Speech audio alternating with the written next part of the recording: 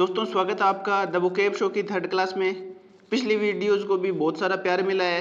जिन दोस्तों ने वो वीडियो नहीं देखी है पहले जाकर वो वीडियो देख ले दोनों, और वो बाद में थर्ड वीडियो देख सकते हैं। ठीक है दोस्तों, तो शुरुआत करते हैं आज के ब्यूटीफुल सेशन की। आई होप आज भी आप वीडियो को एंड तक देखेंगे और वीडियो को लाइक ज़रूर कर दें, कमेंट कर दें और अपने दोस्तों के साथ ज़रूर शेयर करें। ज़्यादा से ज़्यादा स्टेटस लगाएं ताकि मुझे हौसला मिलता रहे और मैं आगे भी लगातार आपके लिए इस प्रकार की वीडियोस बनाता रहूं। ठीक है दोस्तों, तो स्वागत करते हैं पहले वर्ड से। कुछ पहले हम प्रीवियस वर्ड्स जो हमने पहले सीखे थे उसकी रिवीजन कर लेते हैं। ठीक है, तो इसके लिए मैंने आपको दिए हैं 3 क्वेश्चन। जो फर्स्ट क्वेश्चन है ये खुद मैंने अलग से बनाया, ये आपकी वीडियोज में से नहीं है, दोनों वीडियो में नहीं है। ये इसलिए है, ये चेक करने के लिए कि आपकी वोकेबलरी कितनी स्ट्रॉन्ग है। ठीक है, तो उसके लिए ये फर्स्ट क्वेश्चन दिया गया है, the art of beautiful hand writing, यानी सुंदर जो लिखावट होती है उसे क्या कहा जाता है। तो आपके पास 4 ऑप्शन दिए गए हैं, उनमें से आपको जो सही लगे वो टिक करके आप कमेंट में आंसर दे सकते हैं। नेक्स्ट सेकंड क्वेश्चन है, study of sound is called, sound की स्टडी को क्या कहा जाता है वो आप खुद बताएंगे बिना वीडियो देखे। जो पहली वाली वीडियो है वो मत देखिए, दोबारा मत देखिएगा। आपको अगर याद है तो आप यहाँ पे लिख दीजिएगा।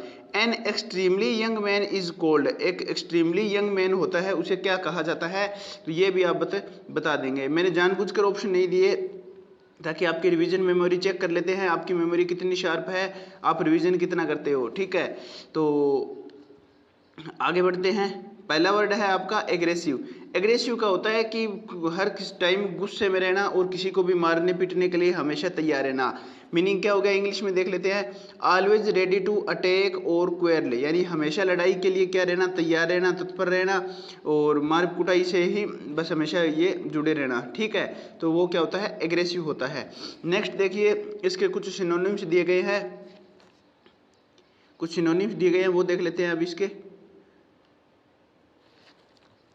सबसे पहले है होस्टाइल्स, होस्टाइल्स, बेलिजेरेंट, बेलिकोज, तीनों का मतलब होता है लड़ाकू।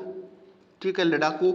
आगे और है एंटागोनिस्ट, ट्रुकुलेंट, पगेशियस, वॉयलेंट और क्वेलसम। सभी का मीनिंग क्या हो जाएगा, सभी का मीनिंग हो जाएगा लड़ाकू से संबंधित, लड़ाई से संबंधित, जो हमेशा लड़ाई के लिए तैयार रहते हैं। जैसे ये दोनों लड़के क्या कर रहे हैं, ये आपस में लड़ाई कर रहे हैं। ठीक है, ये जो लड़का है ब्लू टी शर्ट में, ये क्या कर रहा है, लड़ाई कर रहा है किससे, जो ऑरेंज टी शर्ट में है। ठीक है, तो ये वर्ड याद रखेंगे, एग्रेसिव। एग्रेसिव हो गया मतलब बहुत ज़्यादा गुस्से में हो गया, लड़ाई करने को हमेशा तैयार रहता है, वो क्या कहलाता है, एग्रेसिव कहलाता है। आगे नेक्स्ट वर्ड देख लेते हैं। नेक्स्ट वर्ड आगे अगोनी। अगोनी का मतलब होता है बहुत ज़्यादा पेन होना। अगोनी का मतलब क्या होता है, बहुत ज़्यादा पेन होना, दर्द की स्थिति होना, वो क्या कहलाता है, अगोनी कहलाता है। क्या कहलाता है, अगोनी कहलाता है। ठीक है, अगोनी होता है बहुत ज़्यादा पेन की स्थिति होना। इंग्लिश में मीनिंग देख लेते हैं, एन एक्सट्रीमली और मेंटल फिजिकल सफरिंग, यानी एक्सट्रीमली और मेंटल फिजिकल सफरिंग, यानी दिमाग से भी परेशान है और फिजिकली भी परेशान है, बहुत ज़्यादा पेन हो रहा है, उसे क्या कहा जाता है, अगोनी कहा जाता है। ठीक है, अब फोटो से समझिए। अब जैसे ये फुटबॉल प्लेयर है, इसके कई पैर पे चोट लगी है या क्रैम्प आया होगा, जिसकी वजह से इसे क्या हो रहा है, बहुत ज़्यादा पेन हो रहा है। ठीक है, तो ये क्या है, ये एग्जाम्पल है किसका, अगोनी का। किसका एग्जाम्पल है, ये अगोनी का। ठीक है, अब देख लेते हैं ये दूसरी फोटो। इसके अंदर क्या है, आदमी ने सर पकड़ रखा है, बहुत ज़्यादा दर्द हो रहा होगा इसे। ठीक है, तो ये भी एग्जाम्पल है किसका, अगोनी का। अगोनी क्या होता है, बहुत ज़्यादा दर्द होना और उस दर्द को सहन कर रहा होना, वो क्या कहलाता है, अगोनी कहलाता है। अब देख लेते हैं इसकी कुछ कुछ सिनोनिम्स देख लेते हैं।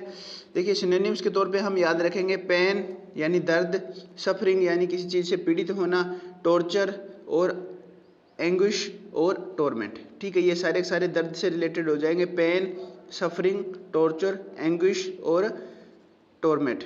ठीक है, टॉर्मेंट, ये सारे सारे क्या हो जाएंगे, आपके एगोनी के सिनोनिम्स हो जाएंगे। नेक्स्ट आगे बढ़ते हैं कुछ और वर्ड्स की तरफ। देखिए एक्रोफोबिया, अब सॉरी एल्गोफोबिया। एक्रोफोबिया पर हमने पिछली वीडियो में देखा था, एक्रोफोबिया होता है ऊंचाई का डर। ठीक है, एक्रोफोबिया क्या होता है, ऊंचाई का डर, बहुत ज़्यादा ऊंचाई से हमें कहीं चढ़ने पे या डर लगता है, उसे क्या बोलते हैं, एक्रोफोबिया। आज है एल्गोफोबिया। आज कौन सा फोबिया है? एल्गोफोबिया है। आज एल्गोफोबिया दिया हुआ है, ठीक है। तो एल्गोफोबिया का मीनिंग देख लेते हैं। फोबिया का मतलब होता है डर, और एल्गो का मतलब क्या होता है? पेन, ठीक है। एल्गो जैसे हमने पिछले वर्ड में देखा अगोनी, उसी तरह एल्गो का मतलब क्या होता है? पेन होता है किसी चीज़ का, ठीक है। तो अब एक बात देखिए, हमें किसी भी तरह से का डर जो होता है कि हाँ हमें दर्द होगा, जैसे इंजेक्शन लगवाने का जो कई बार बच्चों में डर होता है कि इंजेक्शन लगवाएंगे तो डर होगा, तो वो भी क्या कहलाता है? वो भी होता है पेन, ठीक है। वो जो डर होता है उसे क्या कहा जाएगा? एल्गोफोबिया कहा जाएगा। जैसे मान के चलिए ये लड़की डर रही है कि अगर शार्क वगैरह ने इसको काटा तो ये दर्द से कहरा रही है कि कितना दर्द होगा, ये पहले ही डर रही है इससे, इस चीज़ से, ठीक है। तो ये क्या होता है? ये एल्गोफोबिया होता है। क्या कौन सा फोबिया होता है? एल्गोफोबिया, ठीक है। आगे बढ़ते हैं। नेक्स्ट है एलियन। एलियन का मतलब आपको पता होगा जो इस जगह का नहीं होता, जो कहीं और जगह का होता है, जो बाहर से आया हुआ होता है, उसे क्या कहा जाता है? एलियन कहा जाता है। एलियन का मतलब सिर्फ ये नहीं होता कि किसी दूसरे ग्रह से आया हुआ, दूसरे प्लेनेट से आया हुआ, सिर्फ वो एलियन नहीं होता, दूसरे देश से आया हुआ है या दूसरी किसी जगह से आया हुआ है, वो भी क्या कहलाता है? एलियन ही कहलाता है, ठीक है। ये होगा आपका वर्ड क्या? एलियन, ठीक है। अब इसका वर्ड मीनिंग चेक कर लेते हैं। A person belongs to a foreign country. एक व्यक्ति जो क्या है? फॉरेन कंट्री से बिलोंग करता है, वो क्या कहलाता है? एलियन कहलाता है। यानी दूसरे देश से भी हो सकता है और दूसरे शहर से भी हो सकता है। ये नेक्स्ट है different from what are use to. यानी जो आप जिस चीज़ की आदत है उससे कुछ अलग होता है, ठीक है, वो क्या कहलाता है? एलियन कहलाता है। थोड़ा सा जैसे नॉर्मली जो सब होते हैं उससे थोड़ा सा अलग होगा तो वो क्या होगा? एलियन होगा। इसके सिनोनिम्स क्या क्या होंगे वो देख लेते हैं। सिनोनिम्स देख लेते हैं। सिनोनिम्स है इसके फॉरेन, एक सेकेंड, सिनोनिम्स है इसके फॉरेन यानी विदेशी, ओवरसीज यानी समुद्रों से दूर से आया हुआ, नॉन नेटिव जो यहाँ का नहीं है, एक्सटर्नल बाहरी, डिस्टेंट जो दूर का है, और रिमोट भी क्या होता है? जो दूर से है, ठीक है, दूर से बहुत दूरी का है, वो क्या कहलाता है? एलियन कहलाता है। अब इसकी फ़ोटो वगैरह देख लेते हैं। ये इस प्रकार के एलियन आपने बहुत ज़्यादा टीवी सीरियल्स में या कार्टून में वगैरह में देखे होंगे, तो ठीक है, ये हो गए एलियन, ठीक है। सिर्फ एलियन का मतलब यही एलियन नहीं होता, एलियन का मतलब जो बाहर से आया है, किसी और देश का है, वो भी क्या कहलाता है? एलियन कहलाता है। ये बात याद रखें। नेक्स्ट वर्ड है आपका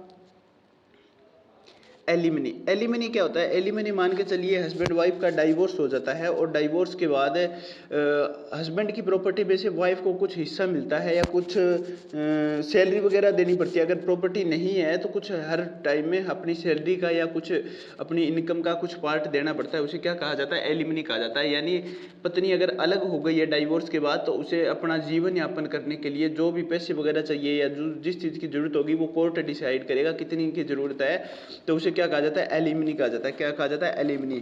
मीनिंग देख लेते हैं। ये था आपका वर्ड एलिमनी, ठीक है। और मीनिंग क्या है एलिमनी का?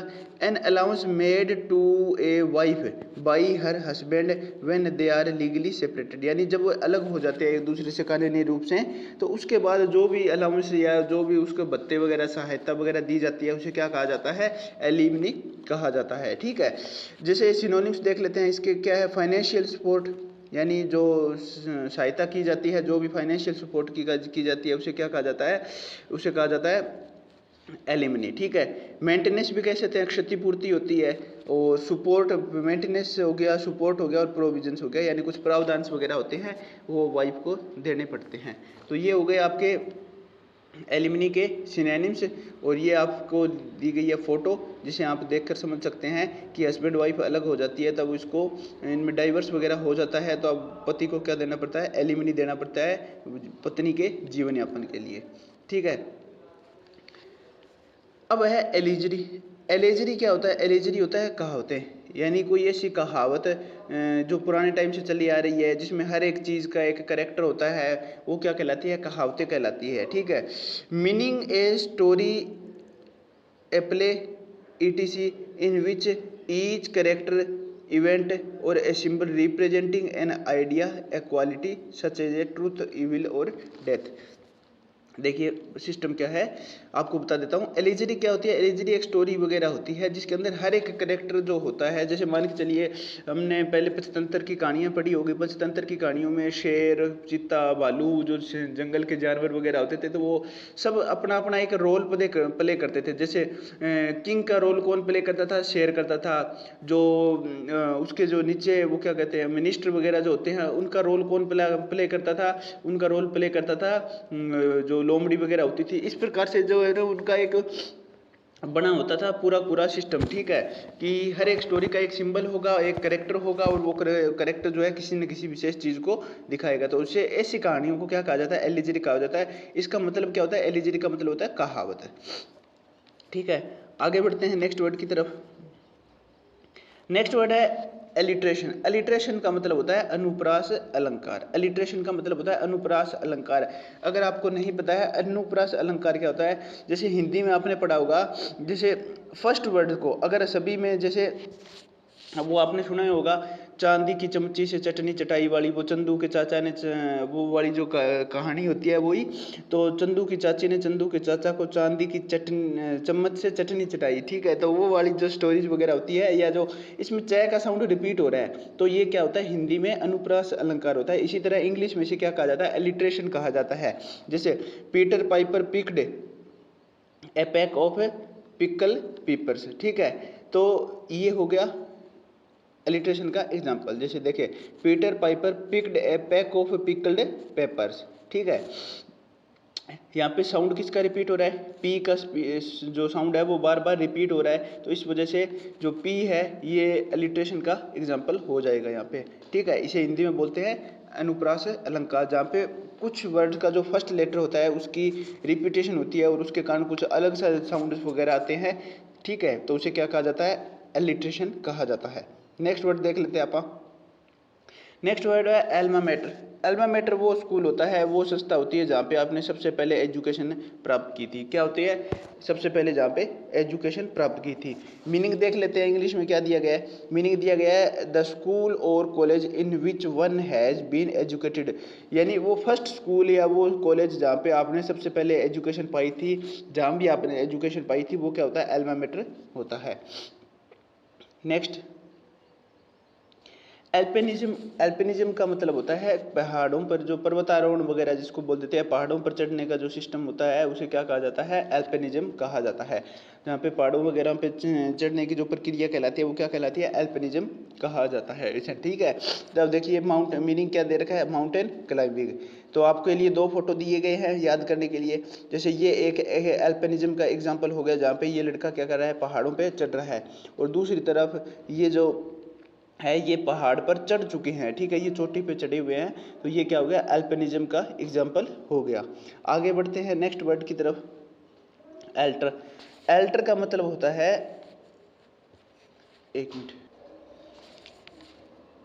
एल्टर का मीनिंग होता है कोई ऐसी जगह, जैसे कोई धार्मिक जगह वगैरह होती है तो वहाँ पे कोई सभा होनी होती है, तो जो सबसे ऊंचा जो सीट तैयार की जाती है, मेज लगाया जाता है और सबसे ऊंची सीट तैयार की जाती है, वहाँ पे कोई बंदा आके बैठेगा और वो कोई अपना लेक्चर वगैरह जो भी होता है, धार्मिक लेक्चर वगैरह होगा, वो जो देगा, रिलीजियस सेरेमनी जहाँ पे होगी, वो क्या कहलाता है? एल्टर कहलाता है। जैसे मान के चलिए यहाँ पे प्रोग्राम होना है, ठीक है, तो ये टेबल तैयार की गई है, ये देखिए टेबल तैयार की गई है, इस टेबल के चारों तरफ कोई लोग आकर बैठेंगे, तो ये क्या कहलाता है? एल्टर कहलाता है।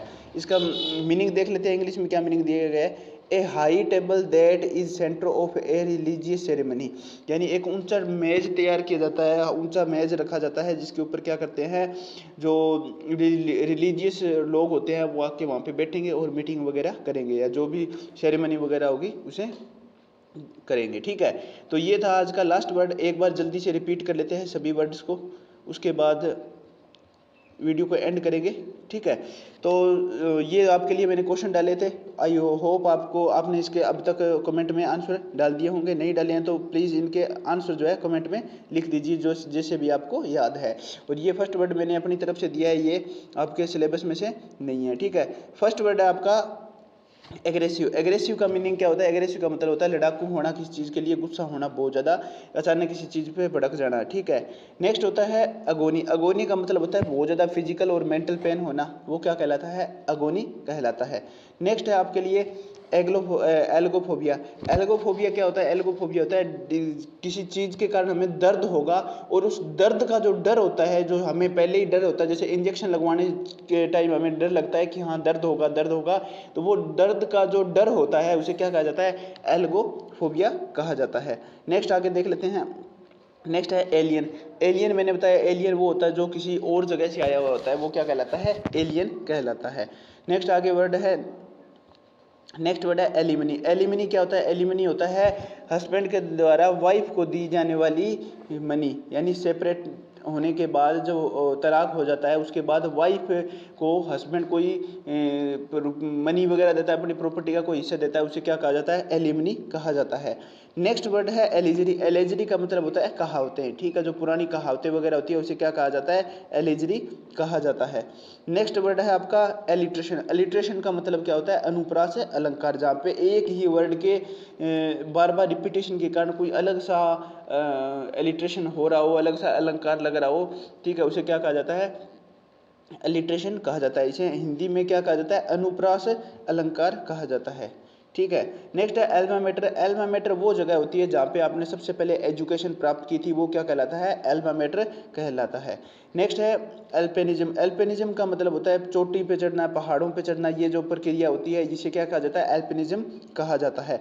नेक्स्ट है आपका एल्टर। एल्टर ऐसी जगह होती है, ऐसी मेज या कुर्सियाँ वगैरह होती है जहाँ पे लोग ऊंची जगह बैठकर अपना वो क्या करते हैं? भाषण वगैरह देते हैं, जो लेक्चर वगैरह होते हैं, जो धार्मिक प्रोग्राम वगैरह होते हैं वो ऑर्गेनाइज करते हैं। तो ऐसे में जो मेज होती है वो उसे क्या कहा जाता है? एल्टर कहा जाता है। A high table that the centre of a religious ceremony. I hope आपको वीडियो बहुत ज़्यादा अच्छी लगी होगी, तो प्लीज़ वीडियो को लाइक ज़रूर कर दें, हमारे चैनल को शेयर कीजिए अपने दोस्तों के साथ, वीडियो को भी शेयर कीजिए, कमेंट कीजिए अगर आपको वीडियो अच्छी लगी है, तो ताकि हमारा भी हौसला बढ़ता रहे, और वीडियो को चैनल को सब्सक्राइब ज़रूर कर दें, ठीक है। वीडियो को अपने दोस्तों के साथ शेयर करें, चैनल को सब्सक्राइब करें और वीडियो को लाइक भी ज़रूर कर दें, ठीक है। ये है चैनल का नाम let's make it easy. I hope आपको वीडियो बहुत ज़्यादा अच्छी लगी होगी। रेगुलर आपको वीडियो मिलता रहेगा। बहुत ज़्यादा वर्कलोड होने के कारण शुरुआत में देरी के कारण हो रहा है, लेकिन ये वीडियो लगातार, ये वीडियो सीरीज़ जो है लगातार आपको मिलती रहेगी। आई प्रॉमिस धीरे धीरे टाइम को मैनेज करके मैं इस वीडियो को लगातार डेली करने की कोशिश करूँगा।